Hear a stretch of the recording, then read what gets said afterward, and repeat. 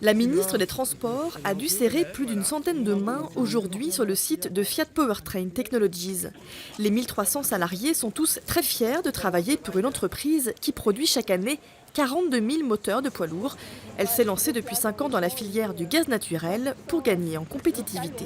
Nous, Bourbon-Lancy, on a effectivement joué la carte du gaz naturel où on produisait déjà depuis 2004 le moteur Cursor 8 gaz et depuis cette année, donc on se lance dans la construction du moteur Cursor 9 et du Cursor 13. Donc ça c'est très important pour être devant nos concurrents sur le marché du gaz naturel.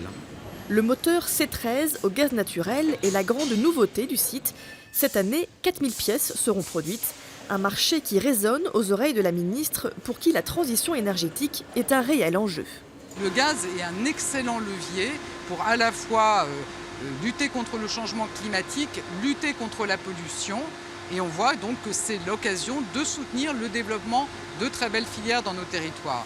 Aujourd'hui, 9 moteurs fabriqués sur 10 sont des moteurs diesel, mais la tendance pourrait s'inverser dans les années à venir. C'est en tout cas l'objectif de l'entreprise.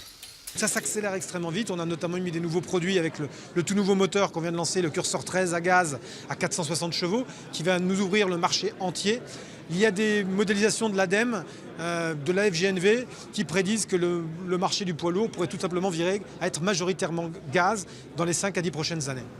Reste à développer les points de distribution de gaz dans le département. La ministre a annoncé qu'après celle de Digoin, 2 autres stations vont être créées dans les 4 années à venir.